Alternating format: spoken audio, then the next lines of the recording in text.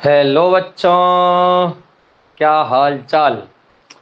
बढ़िया होंगे। जल्दी जल्दी लाइव जुड़ जाइए।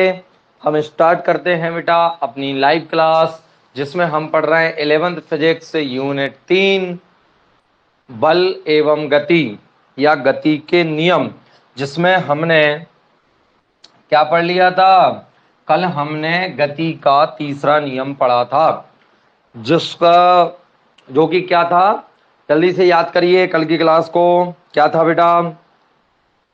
प्रत्येक क्रिया के बराबर तथा विपरीत प्रतिक्रिया होती है, ऐसा कुछ हमने पढ़ा था। क्रिया क्या होती है? पहली वस्तु पर दूसरी वस्तु द्वारा लगाया गया बल।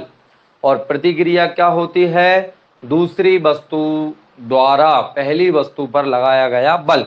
तो इस तरीके से आपको अच्छे से समझना है न्यूटन का तीसरा नियम, जो कि हमने कल उसके कुछ उदाहरण भी पढ़ लिए थे। न्यूटन का तृतीय नियम क्या था बच्चे आपका? F12 वेक्टर बराबर होता है माइनस का F21 वेक्टर, यदि माइनस की बात करें तब। ठीक है, क्योंकि दिशा क्या होती है बेटा आपकी? अलग होती है। तो ये हमने कल पढ़ लिया था कि प्रत्येक क्रिया के बराबर तथा विपरीत प्रतिक्रिया होती है, अर्थात बल सदैव युग्म में काम करता है। पहली वस्तु पर दूसरी वस्तु द्वारा लगाया गया बल दूसरी वस्तु पर पहली वस्तु के द्वारा लगाए गए बल के बराबर होता है। मैंने इसके बहुत सारे उदाहरण भी करवा दिए थे। एक उदाहरण मैंने आपको करवाया था जिसमें बेटा हमारा क्या था, ध्यान से। दो बॉक्स थे बेटा जिनका द्रव्यमान था m1 और m2। एक का द्रव्यमान क्या था? m1 और दूसरे का द्रव्यमान क्या था? m2। यदि इस पर ये दोनों एक दूसरे से रस्सी से बंधे हैं, ये मैंने आपको कराया था। इसके बाद मैंने आपको कराया था कि दो ब्लॉक आपके बेटा बिल्कुल सटे हुए रखे हैं चिपका के इस तरीके से। ये भी क्या है बेटा आपके m1 और m2 द्रव्यमान के हैं। तो मैंने आपको बताया था यदि हम इस पर F बल लगाते हैं और इसमें A त्वरण उत्पन्न होता है, तो इस त्वरण का मान भी मैंने आपको निकलवाया था, जो कि क्या होता है याद करिए। त्वरण का मान संयुक्त त्वरण कितना होता है बच्चे आपका? लगाने वाला बल अपॉन दोनों पिंडों के द्रव्यमानों का योग। ठीक है, इस तरीके से मैंने आपको बताया था। और इस पिंड पर इस पिंड के द्वारा कितना बल लगता है वो भी आपको मैंने बताया था। वो कितना होता है आपका? m2 और F vector upon m1 plus m2, ये भी मैंने आपको बताया था। तो प्यारे बच्चों, आपको क्या ये फॉर्मूले वगैरह डायरेक्ट पता होना चाहिए, क्योंकि एग्जाम में जब क्वेश्चन आता है न्यूमेरिकल तो आपको ये फॉर्मूले वगैरह डायरेक्ट आना चाहिए। चलिए, इसका भी बेटा सेम यही होता है। चलिए, इसमें तनाव वगैरह उत्पन्न होता है यदि हम इस पर F बल लगाते हैं। तो मैंने आपको ये कल बता दिया था। एक हल्का सा छोटा सा टॉपिक रह गया था, उस टॉपिक को देख लीजिए। चलिए, उस टॉपिक को देख लेंगे हम, जो कि क्या था बेटा? कि तीन तीन पिंड कैसे हैं बेटा आपके? तीन पिंड जिनके द्रव्यमान क्या क्या है बेटा? जिनके द्रव्यमान क्या क्या है? क्रमशः m1 m2 व m3 है। क्रमशः m1 m2 m3 है बेटा। घर्षण रहित तल पर, घर्षण रहित, ध्यान रखना हम क्या मान रहे हैं? घर्षण रहित तल, सभी में लिखा है मैंने ये, जबकि ऐसा होता नहीं है। कोई तल घर्षण रहित नहीं होता है, चाहे आप उसको कितना भी चिकना बना दो उसमें घर्षण होता है। लेकिन हम मान रहे हैं घर्षण रहित तल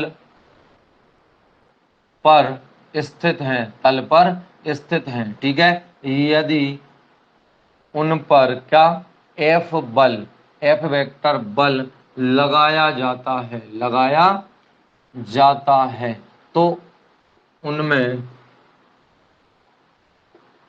उत्पन्न त्वरण, तो उनमें उत्पन्न जो बेटा त्वरण है A वेक्टर है। ठीक है, तब अब बेटा यहाँ पे मैं आपको देखिए चित्र बना के बता देता हूँ। आप छोटे बड़े जब आपको जैसा अच्छा लगे वैसे बना लेना। चलिए, ये तीन पिंड है। ऐसे क्यों बनाया बेटा मैंने? क्योंकि बेटा इनके द्रव्यमान अलग अलग हैं, क्योंकि इनके द्रव्यमान अलग अलग हैं। एक का नाम A मान लो, B मान लो, C मान लो, m1 m2 और m3। अब आप क्या करिए, इन पर बल लगाइए। तो मैंने क्या किया, ध्यान से देखेंगे, मैंने क्या किया, मैंने प्यारे बच्चों इस m1 द्रव्यमान वाले पर क्या बल लगाया, एफ वेक्टर बल आरोपित किया।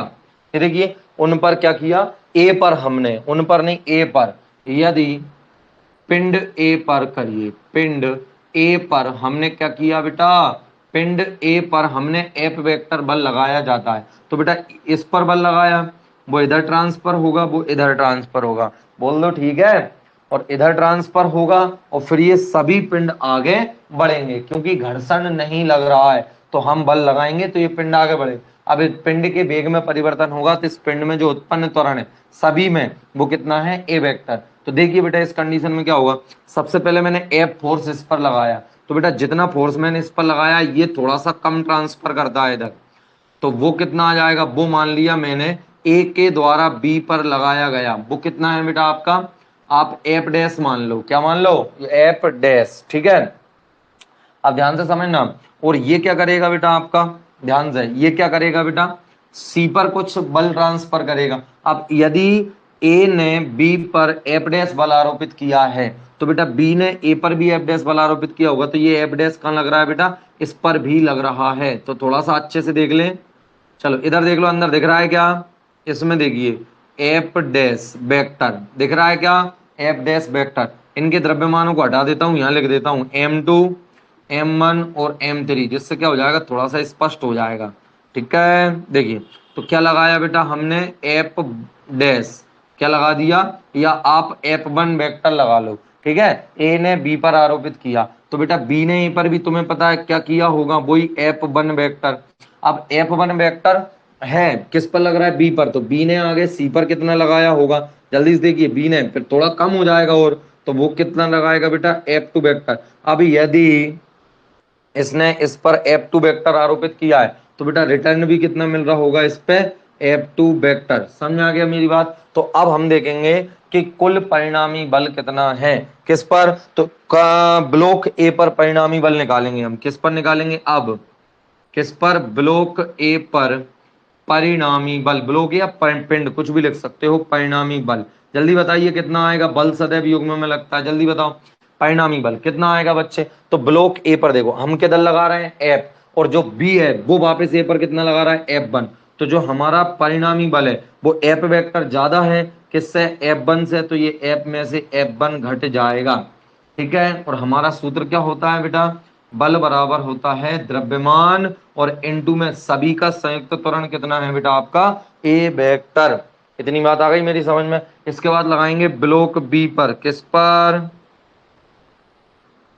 ब्लॉक बी पर परिणामी बल, वो कितना आ जाएगा बेटा, ब्लॉक बी पर परिणामी बल, तो ब्लॉक बी सी पर कितना लगा रहा है, F2 वेक्टर, और ये इधर वापस कितना लगा रहा है बेटा, F2 वेक्टर लगा रहा है वापस। ध्यान से, बिल्कुल लगेगा कि नहीं लगेगा, बिल्कुल लगेगा वापस। तो इसमें कितना आ जाएगा बेटा आपका, F1 वेक्टर, जो कि कौन लगा रहा है, ए इधर से, और सी इधर से कितना लगा रहा है, F2। अब ज्यादा कौन है, F1, जाहिर सी बात है, देखो ये इधर से ज्यादा, क्योंकि बल लग कहां से रहा है, यहां से, तो यहां से यहां कम ट्रांसफर होगा और यहां से यहां और कम ट्रांसफर होगा, तो इसका तात्पर्य F2 से ज्यादा कौन है, F1, तो अर्थात F1 में से F2 को घटाकर इस पर परिणामी आ जाएगा।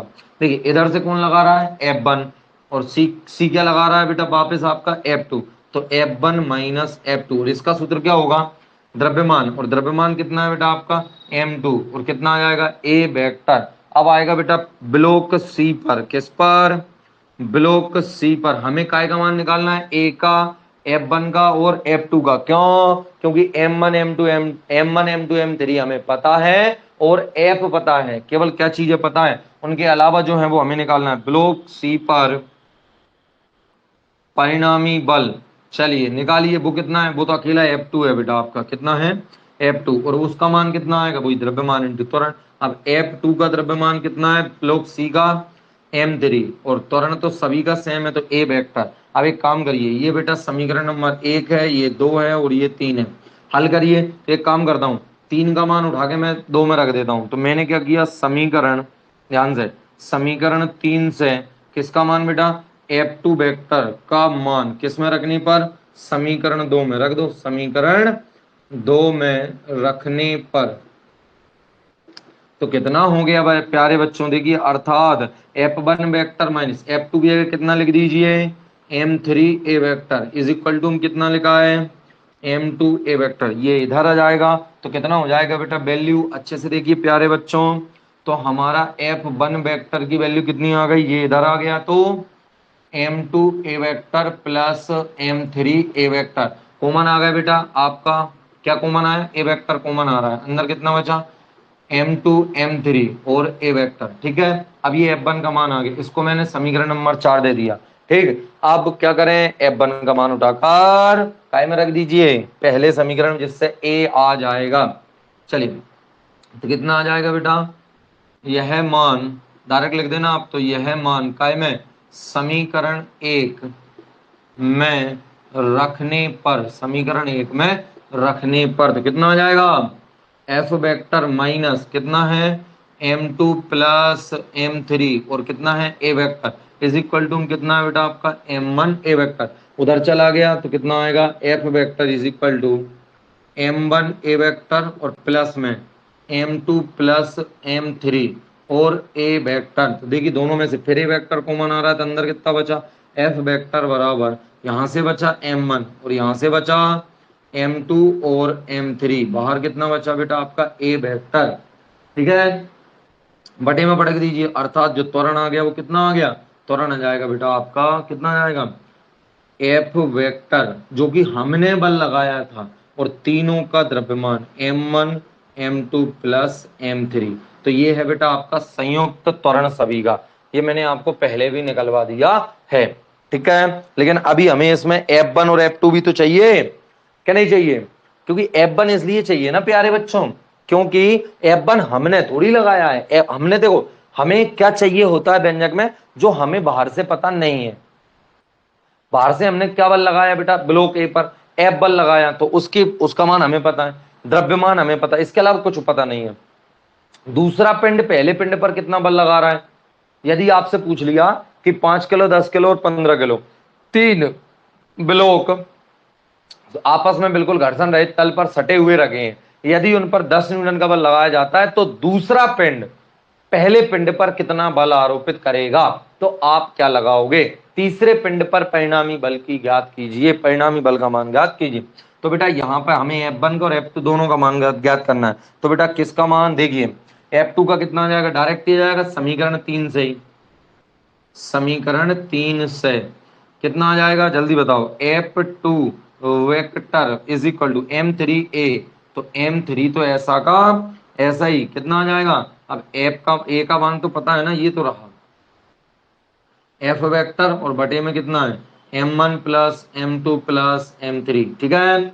इसके बाद हमें f1 का मान चाहिए, तथा f1 का मान रख दो समीकरण 4 में, समीकरण 4 दिख रहा है कि नहीं दिख रहा, समीकरण 4 से देखो दिख जाएगा F1 बराबर, देखिए इसमें क्या लिखा है m1 m2 plus m3, m2 plus m3, ठीक है, और पीछे क्या लिखा है बेटा आपका a vector, sorry a vector का तो मान ही रखना है ना, यहाँ से कितना आ गया आपका f वेक्टर और अपन में आ गया m1 plus m2 plus m3, तो ये उत्तर है, एक आपका ये उत्तर है, और एक आपका ये जो 3 टिक लग रहे हैं ये आपके 3 उत्तर हैं।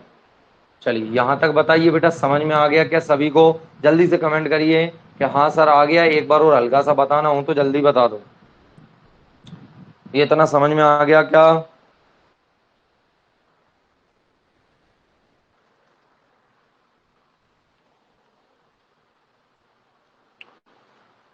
देखो एक बार आपने नोट कर लिया होगा, देखो नोट अगर नहीं भी कर पाते हो तो वो कोई दिक्कत वाली बात नहीं है, वीडियो बाद में देख के रोक के आप नोट कर सकते हो, और देखना थोड़ी है 15 मिनट बाद आपकी वीडियो आपके नेट पर उसी पे आ जाती है लाइट पे, तो आपको क्या करना है 10-15 मिनट तक इसको अच्छे से पढ़ के इसके बाद वीडियो को चला कर आप नोट डाउन कर सकते हो, नोट करने की टेंशन आप ना लिया करो, जितना हो जाता है ठीक है, जो लिख दिया वो लिख दिया। अब सुन लो एक बार और क्या है बेटा, 3 ब्लॉक थे अलग अलग द्रव्यमान के, 3 ब्लॉक थे, ये आपस में घर्षण रहित तल पर सटे हुए थे, घर्षण रहित तल है तो ऐसे करके कर देना, ये बना देना, ठीक है। घर्षण रहित तल पर हमने क्या किया बेटा, ब्लॉक ए पर F बल आरोपित किया, ब्लॉक ए पर F बल आरोपित किया, तो बेटा क्या होगा, इनमें क्या उत्पन्न हो गया, परिणामी त्वरण उत्पन्न हो गया, सभी ब्लॉक आगे जाने लगे, तो आगे जाने लगे तो उसका मान तो ज्ञात कीजिए कितना है, तो ये है बेटा आपका F वेक्टर जो आपने लगाया था, और तीनों का संयुक्त द्रव्यमान, तीनों का संयुक्त द्रव्यमान, ठीक, हमने ये भी निकाल दिया। इसके बाद हमें पता है बल सदैव युग्म में लगता है, तो हमने तो ए पर एफ वेक्टर लगाया था, ए ने बी पर क्या लगाया, थोड़ा कम हो गया, एफ वन वेक्टर। अब हमें पता है कि ए ने बी पर एफ वन लगाया है, तो बी भी ए पर कितना लगाएगा, एफ वन लगाएगा। बी ने सी पर कितना लगाया, एफ टू वेक्टर, तो बी सी बी पर भी कितना लगाएगा, एफ टू। तो बेटा ए पर परिणामी बल कितना, इधर से एफ और इधर से एफ वन। बी पर परिणाम किधर से, इधर से एफ वन, इधर से एफ टू, एफ वन में से एफ टू घटा दो। फिर सी पर परिणामी अकेला कौन लगा रहा है, बी, आगे कुछ है ही नहीं है। समझ में आ गया। तो ये तीनों के परिणामी बल बता दिए मैंने आपको। संयुक्त पिंड में जो टोटल पिंडों में संयुक्त त्वरण था वो बता दिया, अलग अलग पिंडों के लगने वाले बल भी बता दिए। बी ए पर कितना लगा रहा है, बी सी पर कितना लगा रहा है, ये भी मैंने आपको बता दिया है। ठीक है, तो आशा करता हूं ये वाली बात आपको समझ में आई होगी। देखो, विडंबना ये है कि यदि कोई टीचर आपको नीट की तैयारी करा रहा है, अर्थात आप नीट लेवल का पढ़ रहे हो, तो अभी वो अगली क्लास में अब क्या करवाएगा, अगली क्लास में अब इनके न्यूमेरिकल्स करवाएगा, और ये इनको सिद्ध नहीं करवाते हैं, आपको फॉर्मूले टाइप के लिखवा देते हैं डायरेक्ट कि इस प्रकार का प्रश्न आएगा तो इसमें ऐसा करना है, इस प्रकार का प्रश्न आएगा तो इसमें ऐसा करना रहेगा। ठीक, आपको फॉर्मूले लिखवा दिए जाते हैं डायरेक्ट। हम हमारे क्या है, जो बोर्ड एग्जाम देते हो आप, तो बोर्ड एग्जाम में क्या होता है बेटा, ये परीक्षा में आते हैं। ठीक, अब मैं तो पूरा आपको पढ़ा रहा हूँ, इंपोर्टेंट हो नहीं हो उससे कोई दिक्कत वाली बात नहीं है। 11th क्लास में आप इंपोर्टेंट्स के पीछे ना भागें, लास्ट के 1 महीने में आपको कुछ क्वेश्चन सिंपल जो बिल्कुल ही इंपोर्टेंट रहते हैं पूरी। अब तो ऐसा पैटर्न हो चुका है बेटा, ब्लूप्रिंट आने लगा अपने एमपी में, तो अलग अलग, तो ब्लूप्रिंट के हिसाब से सब 2-2 नंबर के क्वेश्चन आते हैं, बड़े प्रश्न आते भी नहीं है। तो आपको हर चीज को अंदर से अच्छे से समझना है, जिससे आप उन 2-2 नंबर के क्वेश्चनों को हल कर सकते हो। ठीक है, चलिए, तो अब आपका अगला टॉपिक आएगा बेटा, जिसको हम कहते हैं संवेग संरक्षण का नियम। मेरी बात ध्यान से सुनना कि मैं आपको अभी तो मैं टॉपिक वाइज चल रहे हैं, कैसे चल रहे हैं हम, टॉपिक वाइज चल रहे हैं। पूरे टॉपिक किताब के जो भी होते हैं, किसी भी किताब को आप फॉलो करो, सब किताबों में। इसके बाद हम क्या करेंगे, सभी टॉपिक्स पे से पहले हम चैप्टर में पूरे हमने कितने व्यंजक पढ़े हैं वो सभी व्यंजक एक बार लिख लेंगे, सभी डेरिवेशन हम लिख लेंगे। एफ बराबर एम ए, पी बराबर M B, F one two बराबर एफ माइनस का एफ टू वन हुआ, ये आपका हुआ, ऐसे जितने भी हमने व्यंजक पढ़े सब। इसके बाद हम क्या करेंगे, उन पे न्यूमेरिकल्स कर लेंगे। और आप भी न्यूमेरिकल्स बुक वगैरह में दे रखे हो तो करके देख लिया करो, नहीं आता है तो मुझे बता दिया करो, मैं आपको उसका या तो अलग से वीडियो बना के या फिर क्लास में ही उसको सोल्व करवा दूंगा। ठीक, अगला टॉपिक देखिए बेटा, अब आपका टॉपिक क्या है, बढ़िया टॉपिक है, law of conservation of momentum. देखिए, संवेग संरक्षण का नियम बड़ा चहेता है, फिजिक्स के टीचरों का बड़ा चहेता टॉपिक होता है ये संवेग संरक्षण, संवेग संरक्षण का नियम। सर ये क्या है, आपने पढ़े होंगे बेटा ऊर्जा संरक्षण का नियम, द्रव्यमान संरक्षण का नियम, अगली क्लास में आएगा आवेश संरक्षण का नियम। ऐसे बहुत संरक्षण के नियम आपकी किताबों में होते हैं। इन कंजर्वेशन ऑफ लॉ, इनका क्या अर्थ होता है, संरक्षण के नियमों का क्या अर्थ होता है। अरे जिसका संरक्षण का नियम है वह, ये पूरे जितने भी संरक्षण के नियम है ना बेटा, ये सभी एक ही नियम के अंतर्गत आते हैं, या एक नियम है इनका, क्या कि ऊर्जा संरक्षण का नियम। आपने पढ़ा होगा law of conservation of energy. तो ऊर्जा को ना तो नष्ट किया जा सकता ना ही उत्पन्न, उसी से अंदर बने हैं ये सब। संवेग हुआ आपका, आवेश संरक्षण का नियम, सभी जितने भी नियम है वो सभी उसी पर आधारित है। तो बेटा क्या है संवेग संरक्षण का नियम, संवेग संरक्षण का नियम ये कहता है कि जैसे तुम्हें पता, संवेग का पता है तुम्हें ही पहले, संवेग क्या होता है जल्दी बताइए, P बराबर एम बी।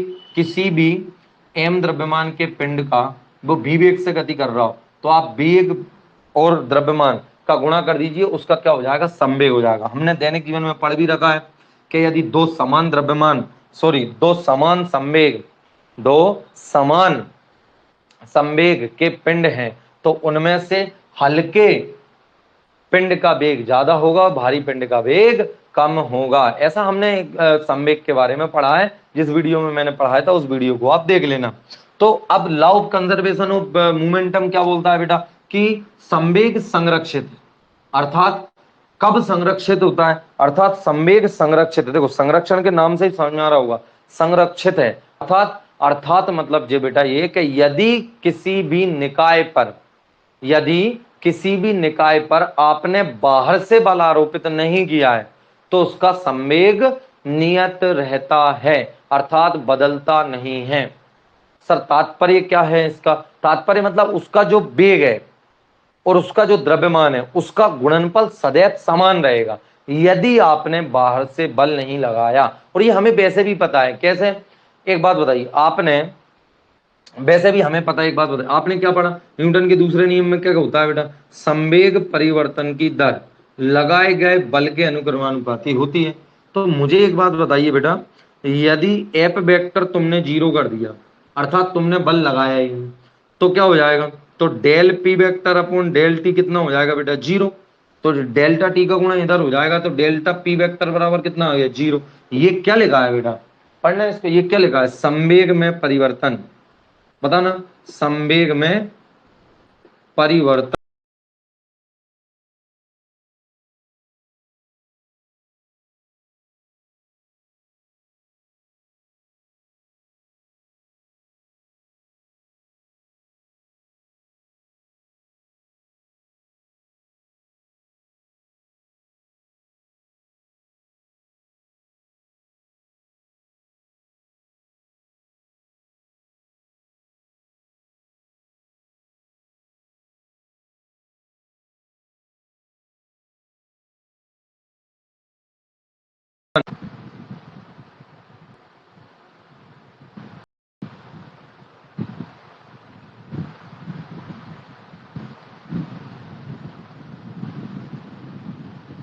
चलिए देखने लगी वापस वीडियो बेटा, कोई दिक्कत नहीं है, वो कॉल आ गया था ये।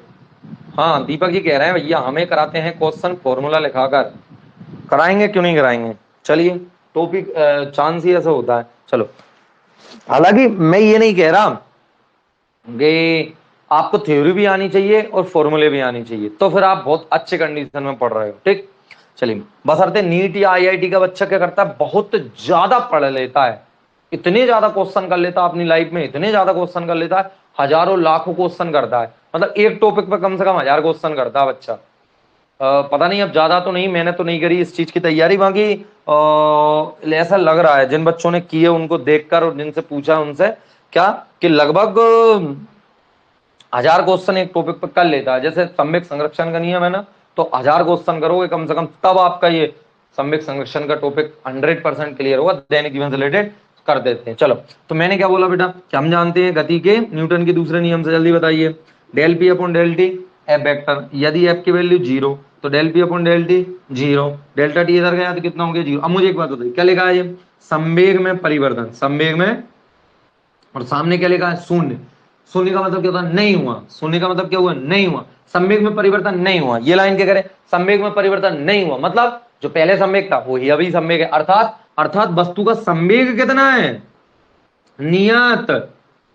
संवेग कितना है? नियत। नहीं कहेंगे कि ऐसे, तो कभी भी आप समझो ना, डेल्टा पी जीरो तो पी नियत, आप समझे ही नहीं। डेल्टा पी जीरो तो पी नियत कैसे?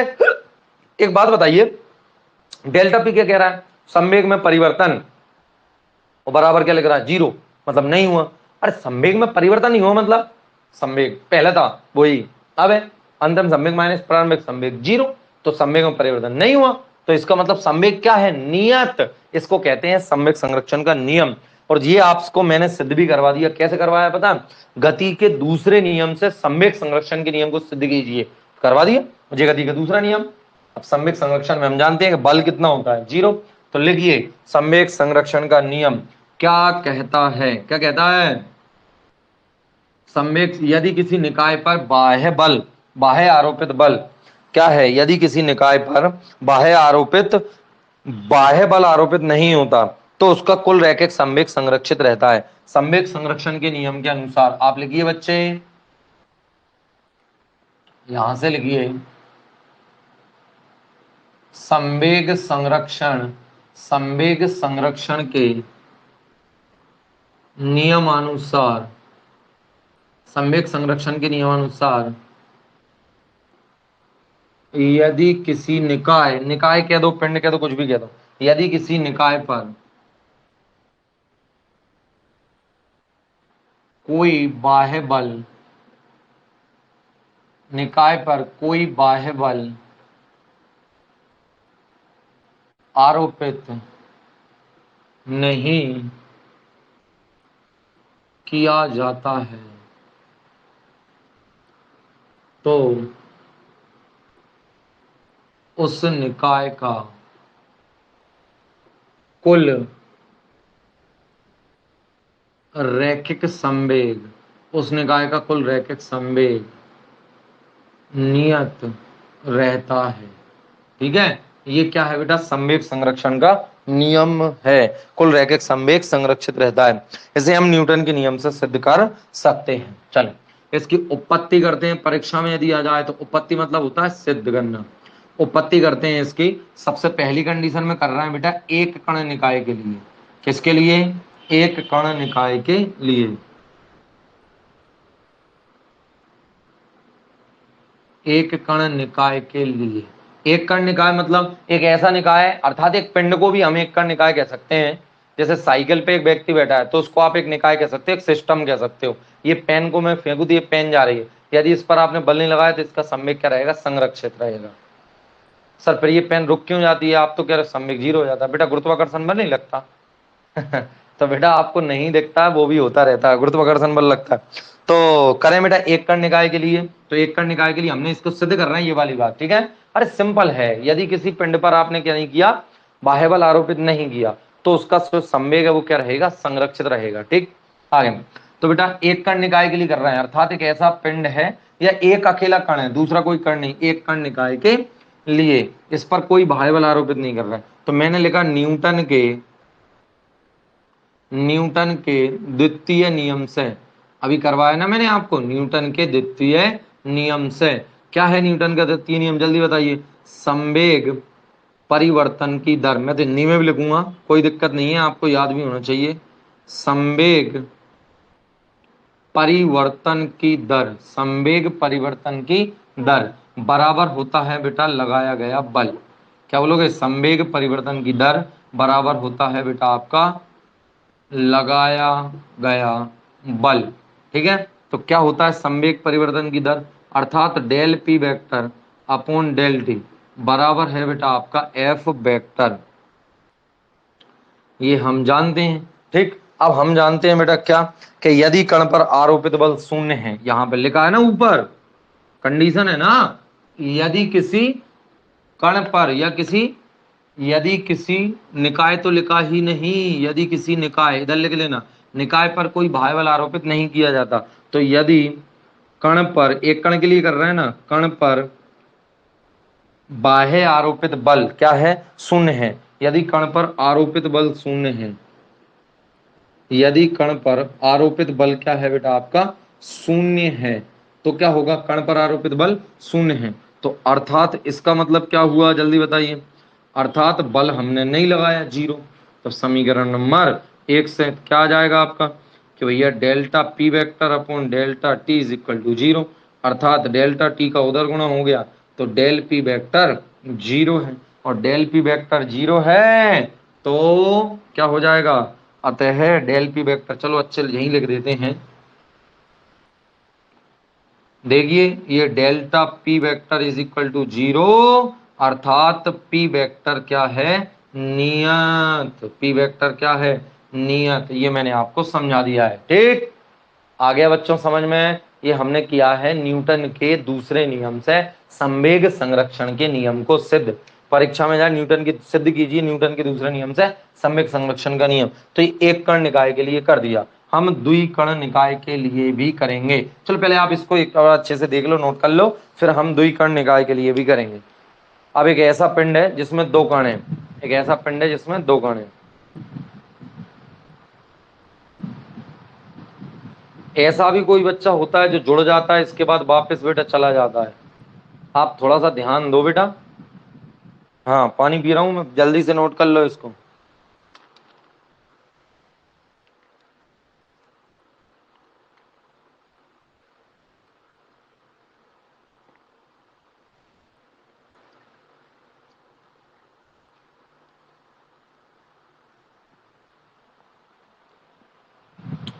हो गया? चलो, हाँ भाई केशव यादव अब कह रहे हैं जय श्री कृष्ण, आधी क्लास हो गई जब। चलो तो आगे देखिए बच्चे, आप इस क्लास को बाद में यूट्यूब पे ही देखा करें। कल 2 क्लास हो गई थी, मैंने नहीं डाल पाई क्योंकि मैं कोशिश में लगा रहा उनको एक करने में, एक नहीं हुई।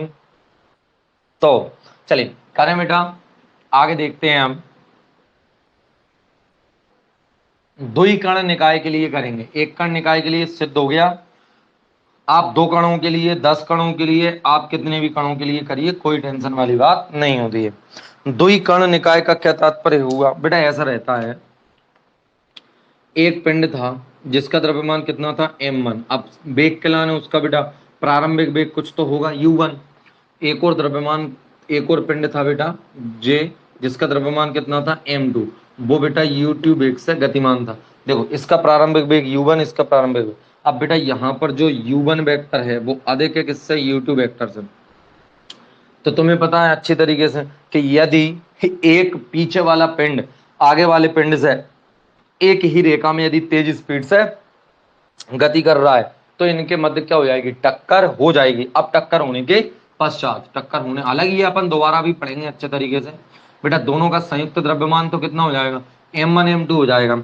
अब 2 प्रकार टक्करें कई प्रकार से होती हैं, लेकिन हम संवेग संरक्षण के नियम से जानते। अब बेटा इनमें है ना, किसी ने कोई बल नहीं लगाया, इन पर बल लगाया गया था, ये आपस में गति कर रहे थे।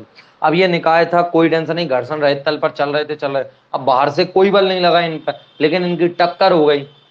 तो बेटा टक्कर से पहले का जो संवेग है वो टक्कर के बाद के संवेग के कैसा रहेगा? समान रहेगा। यही तो है संवेग संरक्षण का नियम। ठीक, मैं इसको भी आपको बताऊंगा। पहले मैं द्वि कण निकाय के लिए आपको संवेग संरक्षण का नियम सिद्ध करके बता रहा हूं। देखो टक्कर है, मैंने आगे क्यों नहीं बताया कि सर ये दोनों पिंड, कई बार क्या होता है आपने देखा, 2 कंचे हैं, एक कंचा आपके पास रखा है, एक कंचे के आपसे बेटा क्या किया आपने, उसकी टक्कर करवाई। कभी कभी क्या होता है कि दोनों आगे साथ में चलने लगते हैं। जैसे आपको एक बात बताऊं, जैसे मान लो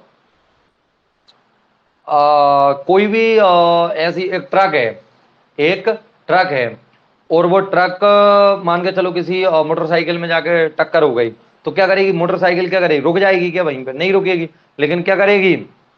उसी के साथ में आगे दोनों चीजें जुड़ के चलने लगेंगी। लेकिन यदि एक ट्रक है उसमें मोटरसाइकिल ने टक्कर लगा दी, क्या होगा? कुछ नहीं होगा, दोनों स्थिर हो जाएंगे।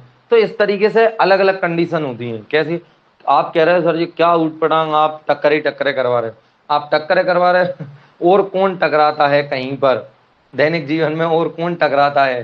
चलो फिर कंचे मंचे का उदाहरण दूंगे जो कि आप आजकल खेलते नहीं हो। कंचे कई बार क्या होता है, दोनों साथ में एक सीधी सरल रेखा हम चले जाएंगे चिपक के।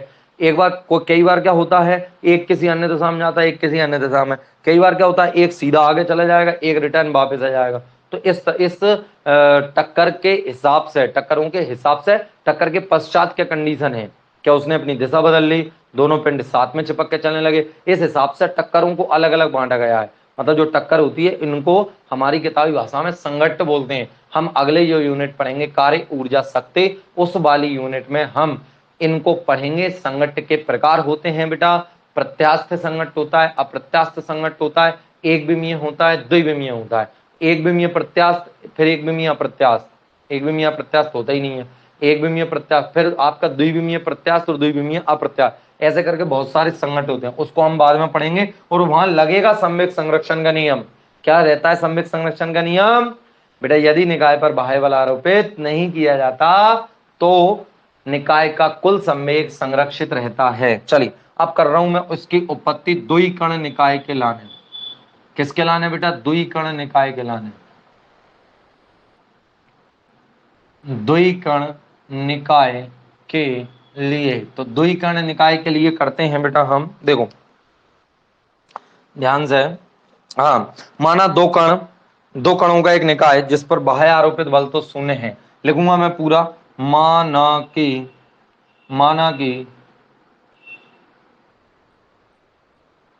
एक द्वि कण निकाय है जिस पर या माना एक निकाय 2 कणों से मिलकर बना है, जिस पर बाह्य, 2 भागों में बांट लेते हैं अपने बोर्ड को, जिस पर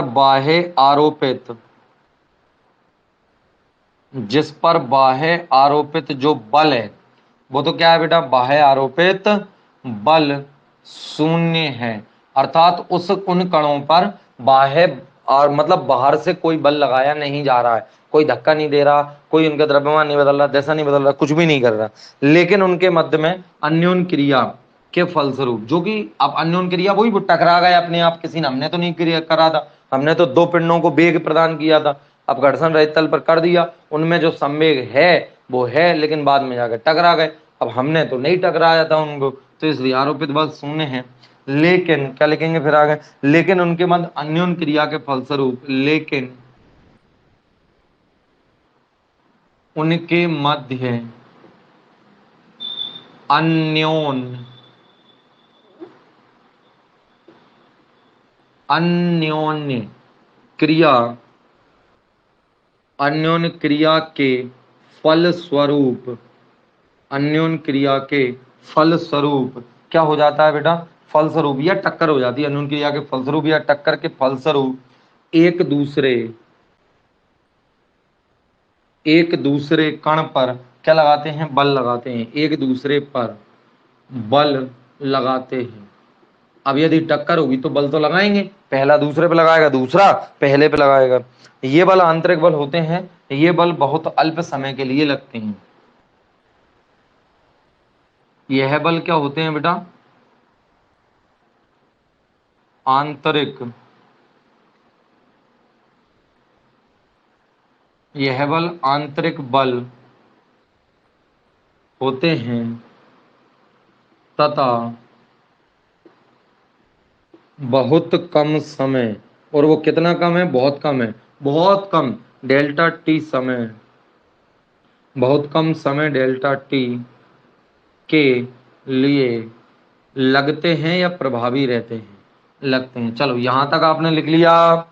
अब मैंने मान लिया, माना एक कण दूसरे कण पर अब बल लगा रहा है, तो बेटा माना न्यूटन के तीसरा नियम से आएगा जी, माना एक कण, क्योंकि दो कण है ना, माना कि एक कण दूसरे पर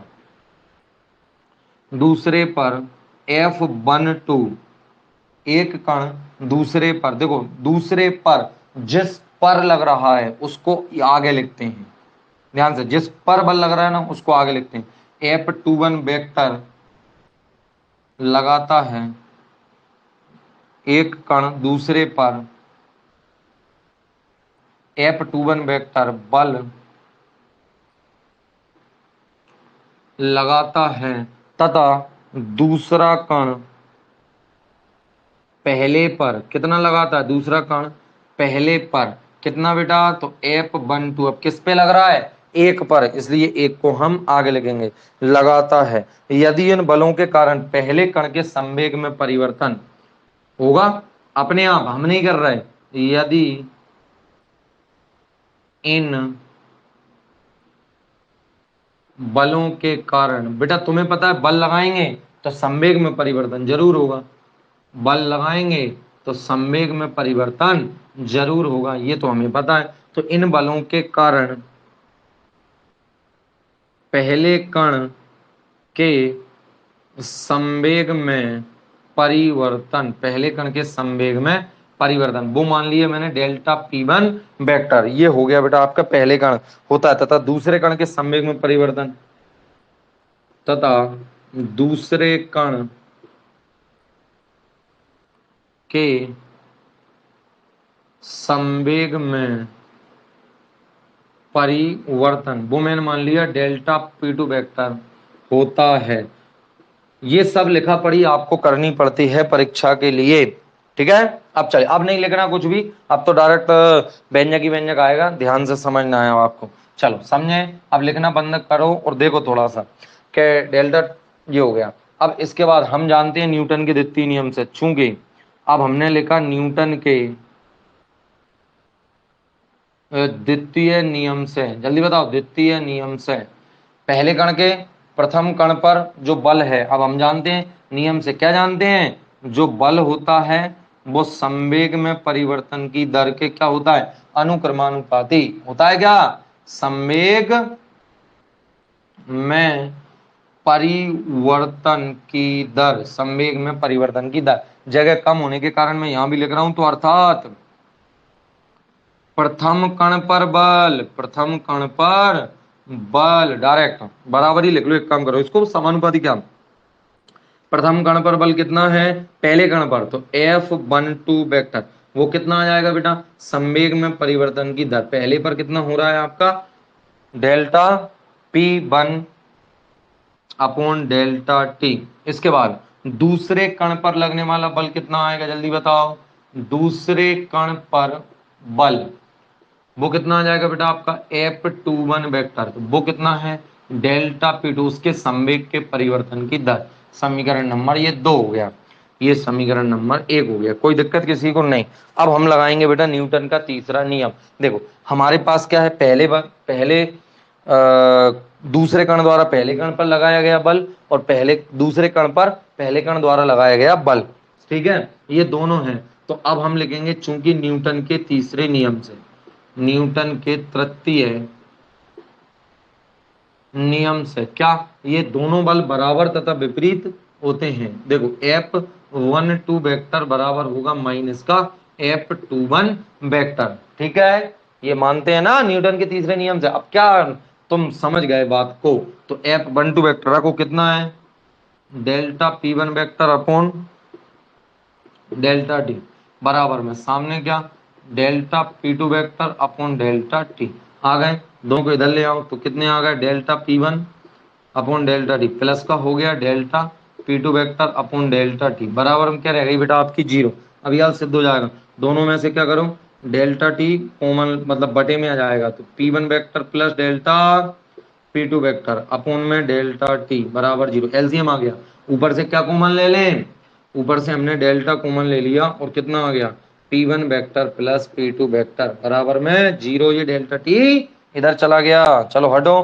तो डेल्टा आप देखो जे क्या लिख रहा है जल्दी बताना, P1 और P2 क्या है, दोनों वस्तुओं के या दोनों पिंडों के संवेग में परिवर्तन, संवेग P1 और P2 और डेल्टा क्या दर्शा रहा है परिवर्तन। तो यहाँ क्या कह रहा है दोनों का जो कुल संवेग है उसमें परिवर्तन नहीं हुआ, क्या कह रहा है कुल संवेग में परिवर्तन बराबर 0 मतलब नहीं हुआ, तो इसका मतलब दोनों का संवेग क्या है नियत है। तो अर्थात हम लिख सकते हैं बेटा कभी भी ये परिवर्तन 0 आए तो उस चीज को हम नियत लिख सकते हैं। तो अर्थात P1 vector plus P2 vector बराबर क्या लिख देंगे नियत। नियत का मतलब बदला नहीं है, और यही तो कहता है कौन संवेग संरक्षण का नियम।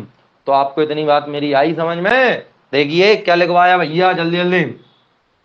द्विकर्ण का माना कि एक द्विकर्ण का जिस पर बाह्य आरोपित बल क्या है शून्य है, कोई बल आरोपित नहीं हो रहा, लेकिन उनके मध्य में अन्योन्य क्रिया हो जाती है, उसके फलस्वरूप ये एक दूसरे पर क्या लगा देते हैं बल। सर कैसे लगता है बल, अरे मोटरसाइकिल जा रही है और ट्रक जा रहा है कोई बल नहीं लग रहा, दोनों जा रहे हैं बिल्कुल दोनों ने क्लिक दबा ली, अब कोई बल काम नहीं कर रहा है, घर्षण लग नहीं रहा, दोनों जा रहे हैं, लेकिन एक की स्पीड ज्यादा एक की कम या धड़ाम, तो दोनों एक दूसरे पर क्या लगाएंगे बल। हमने आपस में ट्रक को नहीं भड़काया गाड़ी से तो अपने आप हो गए, तो क्या बोलेंगे आंतरिक बल होते हैं ये, और ये बल बहुत कम समय के लिए दड़ रहेगी ना, बहुत कम समय के लिए लगेगा, ये नहीं क्या लग ही रहा है, ठीक। तो माना कि एक कण पर दूसरे मतलब एक कण द्वारा दूसरे पर लगने वाला बल इतना और दूसरे पर पहले कण द्वारा लगने वाला बल इतना, तो अब बल लगने के कारण उनके संवेग में परिवर्तन, एक के संवेग में परिवर्तन इतना दूसरे के संवेग में परिवर्तन इतना, न्यूटन के नियम से हम जानते हैं बल संवेग में परिवर्तन के बराबर होता है, परिवर्तन की दर के बराबर होता है, प्रथम कण पर इतना बल दूसरे कण पर इतना बल। तीसरा नियम कहता है कि बल युग्म में लगते हैं पहले कण द्वारा दूसरे कण पर, क्रिया और प्रतिक्रिया बराबर तथा विपरीत, ये दोनों रख दिए रख दिए रख दिए। यहां से क्या आ जाता है कि दोनों का संयुक्त संवेग ऐसा कॉमन ले सकते हैं ना, ऐसे डेल्टा को आगे लिखा जा सकता है। आगे क्या मेरी बात समझ में, तो दोनों के संवेग में परिवर्तन 0, तो अर्थात दोनों का कुल संवेग क्या हो गया नियत, इसी को बोलते हैं बेटा हम, यही संवेग संरक्षण का नियम है। इसको नोट कर लीजिए, और मैं बहुत अच्छी बात आपको बताने वाला हूं, इसको जल्दी से लिख लीजिए और बताइए कोई समस्या तो नहीं है, जल्दी बताइए कोई समस्या परेशानी दुख दर्द कुछ है क्या, जल्दी बताओ बेटा, समझ में आ गया क्या संवेग संरक्षण का नियम। पानी पी रहा हूं मैं।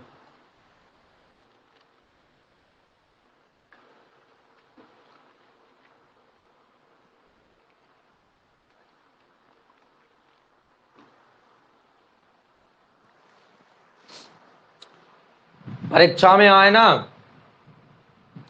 यदि 2 नंबर में पूछ ले संवेग संरक्षण का नियम क्या है 2 नंबर में, तो 2 नंबर में क्या करना है, ये लिखना है लाइन, और जो अभी पिछला मैंने बताया था ना गति के दूसरे नियम से एक कण निकाय के लिए, उसको अकेले सिद्ध कर देना, ये वाला नहीं करना है। ये मैंने आपको सिद्ध करवाया द्वि कण निकाय के लिए। न्यूटन के दूसरे और तीसरे दोनों नियमों से हमने क्या पढ़ लिया है, हमने संवेग संरक्षण का नियम सिद्ध कर लिया है। चलिए बढ़िया इंपॉर्टेंट चीज आएगी अब, शानदार। इसको साफ कर देते हैं, अभी तो 10-15 मिनट और हैं, कर दे बेटा। चलिए अब शानदार चीज तो यही आएगी अब जो बता रहा हूं वो। अरे न्यूमेरिकल वगैरह तो यहीं से आते हैं, जो पढ़ा दिया उस पे से न्यूमेरिकल थोड़ी। अरे अभी मैं पढ़ा क्या रहा था, सिद्ध करवा रहा था संवेग संरक्षण का नियम। अब परीक्षा में जो सवाल आता है उसमें संवेग संरक्षण का नियम सिद्ध करने के लिए मतलब सवाल में तो सवाल पूछेगा या तो प्रश्न आएगा, और जो आपके नीट वगैरह का पेपर हुआ उसमें क्या होता, उसमें तो प्रश्न आता, उसमें थोड़ी क्या सिद्ध करो संवेग संरक्षण का नियम। यार वहां कैसा, वहां तो टिक मार्क होता है, 4 नंबर का एक क्वेश्चन होता है, 4 ऑप्शन होते हैं, एक क्वेश्चन सही होता है, उसमें बात ही खत्म, नहीं दिमाग ही नहीं लगा, तुक्का लगाओ तब भी तुक्का लगता नहीं है। चलिए नहीं लगता कभी, आज तक कोई बच्चा तुक्के से नहीं निकला होगा। चलिए अन्योन अब हम जानते हैं बेटा, क्या जानते हैं, ये जानते हैं कि P1 vector plus P2 vector बराबर क्या नियत, ये हम जानते हैं। यहां से क्या, तो हम जानते हैं कि अर्थात, मजे देखना थोड़ा सा, कि अर्थात अन्योन्य क्रिया से पूर्व संवेग, सही बात है ना, अन्योन्य क्रिया से पूर्व यानी पहले जो संवेग था बराबर, कुल बदला नहीं ना संवेग, तो इसका मतलब क्या हुआ, अन्योन्य क्रिया के बाद संवेग, ठीक है, अन्योन्य क्रिया के पहले संवेग बराबर है अन्योन्य क्रिया के बाद में कुल अंतिम संवेग।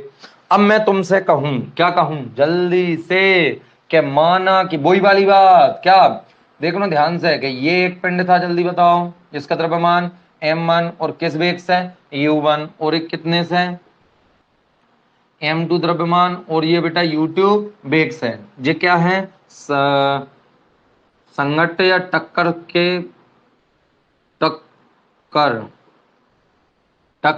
के पूर्व। अब कंडीशन ये है कि u1 वेक्टर अधिक होना चाहिए किससे, u2 वेक्टर, तभी तो ये इससे टकराएगा, नहीं तो अन्योन्य क्रिया ही नहीं होगी। तो अब आएगा टक्कर के पश्चात, अब टक्कर के पश्चात, टक्कर हो गई तो इनके वेग बदल जाते हैं,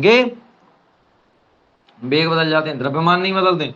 ये जाने लगा v1 वेक्टर और दूसरा वाला हो गई टक्कर अब, और ये जाने लगा बेटा आपका v2, तो v2 वेक्टर अंतिम वेग है, ये m2 द्रव्यमान है, ठीक है। तो मैं क्या लिखूंगा, माना कि m1 व m2 द्रव्यमान, m1 व m2 द्रव्यमान के दो पिंड जिनके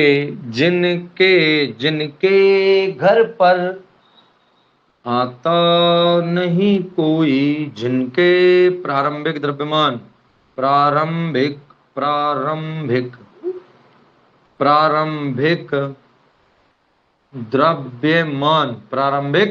द्रव्यमान कितने हैं, अरे प्रारंभिक द्रव्यमान क्या होता है, प्रारंभिक वेग, द्रव्यमान तो द्रव्यमान होता है, प्रारंभिक वेग क्रमशः u1 वेक्टर व u2 वेक्टर है, और जहां u1 वेक्टर बड़ा है u2 ट्रैक्टर से है, ट्रैक्टर नहीं वेक्टर। अन्योन्य क्रिया के पश्चात हो गई, उनमें अन्योन्य क्रिया पश्चात उनके वेग, अन्योन्य क्रिया के पश्चात उनके या अंतिम वेग क्रमशः v1 व v2 वेक्टर हो जाते हैं। तो मुझे बताइए, क्या बताइए, अन्योन्य क्रिया के पूर्व कुल संवेग, तो अर्थात क्या आ जाएगा, जल्दी बताइए, अन्योन्य क्रिया के पूर्व कुल संवेग, बेटा बदला नहीं ना संवेग, तो कितना, इसका संवेग कितना जल्दी बताओ, m1u1, कोई दिक्कत। इसका संवेग m2u2, दोनों एक ही दिशा में थे, रैखिक संवेग की बात चल रही, दोनों एक ही दिशा में थे, जोड़ दो तो कुल रैखिक संवेग कितना हो गया बेटा, कुल रैखिक संवेग टक्कर से पहले, अरे इस पिंड का पकड़ गया इस पिंड का, क्योंकि एक सरल रेखा में जा रहे थे, तुम कह रहे हो सरल रेखा में जा रहे थे, कहां लिख रहा कि तुम, बेटा सरल रेखा में नहीं जाएंगे, टक्कर कैसे होगी, कैसी बात करते हो, है एक ट्रक इधर जा रहा है एक ट्रक इधर जा रहा है, ओए, ओए, ओए, है कैसे टक्कर होगी, दोनों एक सीधी सरल रेखा में होना चाहिए तब तो टक्कर होगी, ये डिश्यों आगे। फिर क्या आ जाएगा, अन्योन्य क्रिया के पूर्व कुल संवेग आ गया, तथा अन्योन्य अन्योन्य क्रिया के बाद कुल संवेग, कुल रैखिक संवेग कितना आएगा, अरे m1 v1 vector m2 v2 vector, तो क्या जाएगा बेटा, संवेग संरक्षण के नियम से, अतः कैसे, संवेग संरक्षण के नियम से, क्या होता है संवेग संरक्षण के नियम, अरे टक्कर के पहले का संवेग बराबर टक्कर के बाद का संवेग, जो लिख रहा अन्योन्य क्रिया से पूर्व संवेग बराबर अन्योन्य क्रिया के बाद, तो पहले कितना है m1u1 vector plus m2u2 vector बराबर m1v1 vector plus m2v2 vector. बेटा इसमें आप मुझे m1v1 u1 u2 इनके मान बता दीजिए, मैं आपको v1 का मान बता दोगे तो v2 का बता दूंगा, v2 का बता दोगे तो v1 का बता दूंगा अच्छे तरीके से। बाह्य बलों की अनुपस्थिति में दो कणों के निकाय का कुल रैखिक संवेग संरक्षित रहता है, ध्यान रहे अलग अलग कणों का। हाँ एक बात और बता दिया, अच्छा ये तो बताना भूल ही गए, प्यारे बच्चों जल्दी से रुक जाओ, लिखना बंद कर दो, लिखना बंद करो और देखो मैं क्या कह रहा था, मैं ये कह रहा था कि इसका संवेग कितना था m1u1, इसका कितना m2u2, दोनों का कितना इतना, इसका टक्कर के पश्चात m1v1, इसका टक्कर के पश्चात m2v2, दोनों का कितना m1v1 प्लस m2v2, टक्कर के पहले का कुल बराबर टक्कर के बाद का कुल, जा सही बात, लेकिन मुड़मुड़ियो इसका जो पहले संवेग था टक्कर से वो m1u1 था और टक्कर के बाद हो गया m1v1, अर्थात इस कण का संवेग बदल गया, निकाय का नहीं बदला, कण का बदल गया, इसका तो संवेग बदल गया इसका भी बदल गया, तो कणों का संवेग बदल गया लेकिन निकाय का कुल संवेग उतना का उतना ही है, समझे कि नहीं समझे, बताओ क्या हुआ।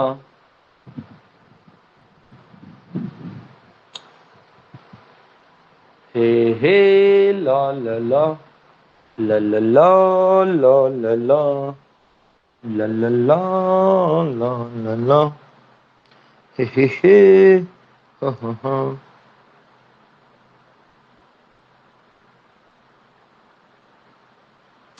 और आपके पास यदि बहुत सारे कण आ जाए, बहुत सारे, तो बेटा ये दो कणों के लिए किया था, ऐसे आप n कणों के लिए कर सकते हो कि p1 plus p2 plus p3 plus p4 plus p n vector बराबर सब क्या होते हैं नियत, मतलब n कणों का एक निकाय है, n कणों का एक निकाय है, तो सभी यदि उस पूरे सिस्टम पर जिसमें 50 100 1000 10,000 कण है, उस सिस्टम पर यदि किसी ने बाहर से बल नहीं लगाया तो इसका कुल रैखिक संवेग क्या होगा, संरक्षित होता है, ठीक है। p1 p2 p3 ये क्या है, अलग अलग कणों के संवेग हैं, वो n कण से मिलकर बना हुआ है जिस निकाय के, तो मेरी बात समझ में आ गई क्या। समय को देखते हुए हम अगला टॉपिक पढ़ेंगे जिसमें हम करेंगे संवेग संरक्षण के नियम से, कैसे, संवेग संरक्षण के नियम से न्यूटन के नियम को सिद्ध। मैं 12वीं क्लास को भी पढ़ाऊंगा, इसलिए तुमसे टाटा बाय बाय बोलूंगा। 55 मिनट हो गए, बिल्कुल सही है, 45 हो चुके हैं, मैं 12वीं क्लास को पढ़ाऊंगा, अगला टॉपिक इतनी जल्दी नहीं हो पाएगा, कल की क्लास में मिलते हैं। बोलो गिरिराज धरन की जय। आया क्या समझ में, जल्दी जल्दी बताइए, आया क्या समझ में। कामनी, वंदना, तनु, अंजलि, रवि, प्रदीप, केशव, रामस्वरूप, धाकड़, विवेक, एक दो बच्चे आए चलेगा, मैं सब समझ रहा हूँ। हाँ चलो, जय श्री कृष्णा बेटा, कल मिलते हैं, ठीक है। परसों के दिन ऑफलाइन क्लास में मिलेंगे।